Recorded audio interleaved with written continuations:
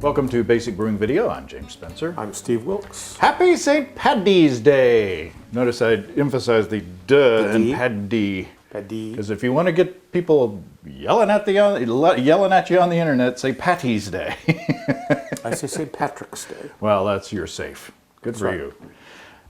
So we're going to celebrate St. Patrick's Day with a black lager. Or if you're an engineer, a black logarithm. I could have gone in so many ways. So maybe we should taste the beer before you talk about it. It is black, but if you hold it up in the light, it's kind of a garnet color. It has a reddish hue. It does. It's a reddish hue. Ooh. It smells roasty, but not overly so. Mm. Very nice. Very clean. Clean as a whistle. But it's not a porter. Not porter. But it's... Not stout. No. It's not a Schwarzbier. Well, kind of it is. That's a question. Yeah.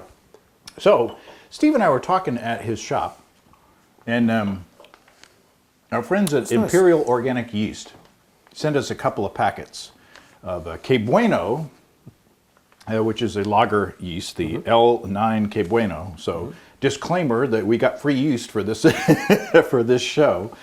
And then I made the previous beer. What was the previous? What was the other? Bock beer, wasn't it? No. No, I thought it was a Maibach. No. It wasn't Maibach. Yeah. My brain is gone. His brain is gone.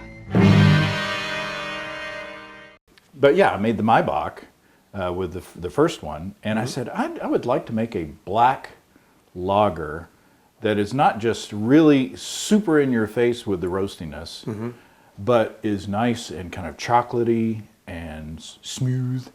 And so you and I kind of collaborated on this recipe, and so here's how it went.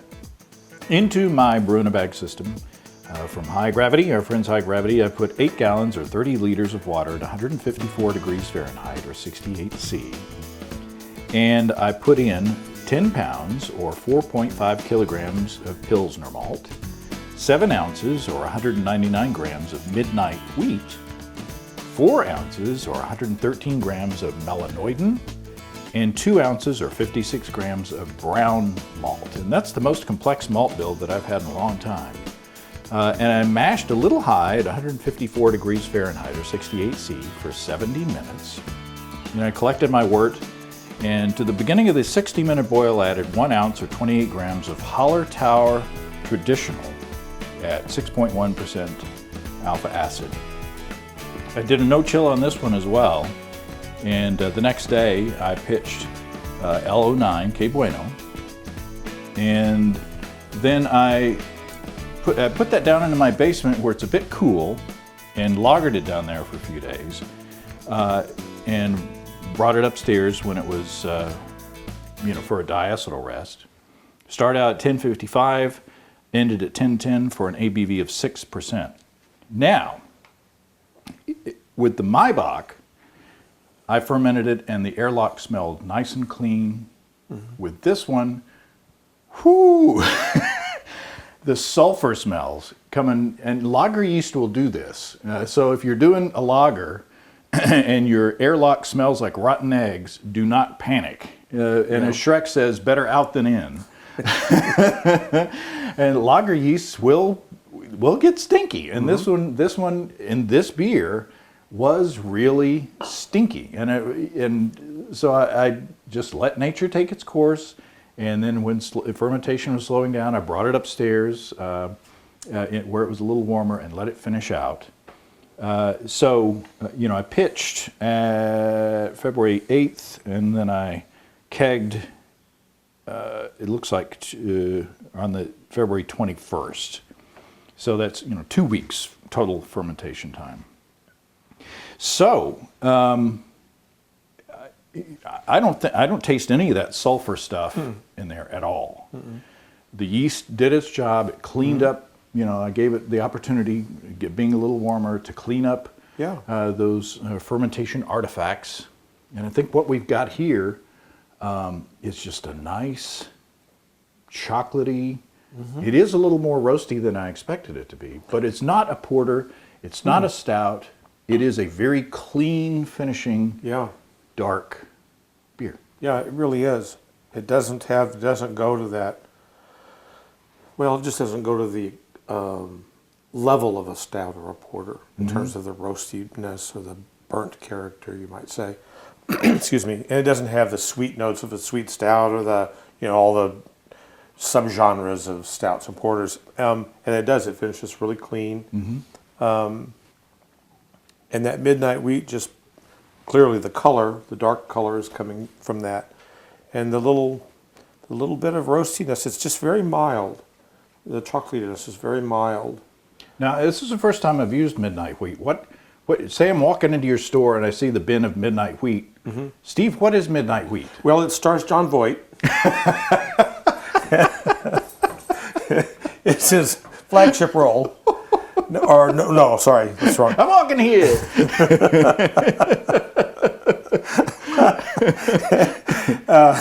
And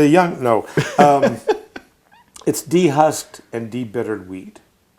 So it's been roasted to, I think, 500, maybe 550 Lovabonds. Very dark. Very dark.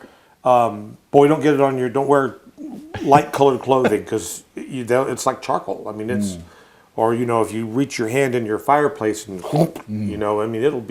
it's black. It'll get on everything. But it doesn't have a lot of flavor. Yeah, it's not ashy. This is not ashy at all. No, it's not It's ashy. not like a smoked beer, but it's not like a super roasty, if you had a porter or a stout that was this dark, the roast would be just overwhelming. It would really be coming at you because you'd be using roasted barley and chocolate malt and black patent malts and be much, much stronger flavors. This is very mild. Kind of the sister grain to it would be Black Prince if you're getting it from Breese. And I'm sure that, I know that other malt houses have different names for these things, but dehusked, debittered barley, Breese calls that Black Prince, which is what I sell. Kind of a sister grain, used much in the same way. This is the lighter of the two in terms of its flavor profile. It's going to give you the lightest amount of flavor. And I think that the midnight wheat will still help with head retention some as well, though I might have to cross my fingers on that. I'm not exactly sure about that part of it, but I think so. Well, this has good head retention, and the risk of pouring the beers upstairs with a keg and then running downstairs and then setting up the cameras and starting to talk is you lose some of that over time. But you can see that there is some lacing on the side, and it's nice in that way. Definitely a lager. Yeah, that's a good point. It's definitely a lager. It definitely has that clean, kind of rounded smoothness that lagers have. Which I've grown really fond of. I used to kind of not pay a lot of attention to that part of the flavor profile, but I'm getting to where I really like lagered beers a lot. Well, you know what I would pair on this St. Patrick's Day? A black lager with? I don't know. Corned beef and cabbage. How about that? Good. Cabbage rolls and coffee. Well, this is kind of a coffee. Hats off to the Schmingies. That's right. So I happen to have my Instant Pot here, and I made for you corned beef and cabbage. Well, let's see what that looks like. Okay, so what I started out with was 2 cups of the black lager, and I put that into the Instant Pot, along with the little spice packet that came with the prepackaged corned beef. I put that in there, and I quartered an onion, a yellow onion, and just kind of used that to kind of line the bottom of the Instant Pot. And then I took the rinsed brisket, and this one was a little more fatty than I thought it would be, but I put that in the Instant Pot, and then I set the timer for 1 hour and 20 minutes on high pressure. Now, after it came to pressure and that hour and 20 minutes was gone, I let it depressure naturally for 10 minutes. So I just let it sit for an extra 10 minutes, and then I released the pressure. And then I took out the meat and set it aside and wrapped it in foil. And then while that meat rested, I took 4 big carrots, 1.5 pounds of those little yellow potatoes, and then a small cabbage that I cored and quartered. And I put that in the Instant Pot, and I set the high pressure timer for 5 minutes. Now, it took a few minutes for it to come up to that pressure, So the total cook time was around probably 20 minutes. But after that, I did a quick release, and the vegetables were all cooked. So now, through the magic of television, we have our plates in front of us. That's amazing. How'd that happen? You were kidding about that Instant Pot thing. Yeah, planning. So okay. So this is the longest time that I've run the Instant Pot. You know, usually you do like, 15 minutes and it's done. right. This is like an hour and 20 minutes, and then there's that 10-minute, release. Oh wow. Oh, That's really good. super tender. No kidding.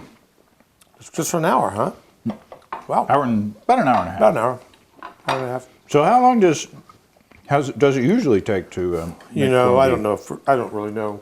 I'd have to think about it, or I don't have it off the top of my Probably head. a while to get it this tender. Yeah. Oh yeah. And then the cabbage is it has a bite to it. The total cook time for the cabbage is probably about 20 minutes, and it's not soggy, but it's done. Cabbage is really good. I like the cabbage a lot. I like cabbage. And then the potatoes are done too. The taters. But so what does the beer bring to it? I'm not sure, because the spice in the for the corned beef is so strong and overpowering. And I don't know if you made a gravy from the sauce, what that would be like. That'd be good. That's super good. Yay. Nice Well, and this simple. beer brings a little. Now this is where it adds yeah. to the.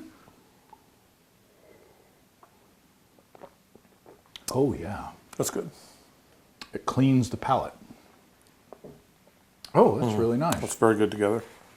Really, really nice. There's a little bit of little tiny bit of a licoricey thing on the end of it after you eat the Yeah, there is. meat. There's a little bit of. It's like an additive thing. Super good. Well, we got stuff to do. We do. We're going to finish our meal. So happy St. Patrick's Day. Yes. I'm 25% Irish. Really. It's about this. It's this quarter right here. And 100% Blarney. There you go. All right. Best of luck to everybody, and we'll talk to you next time. Happy brewing.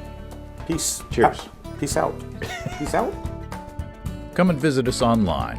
At basicbrewing.com, you can find archive lists of our audio and video podcasts on home brewing.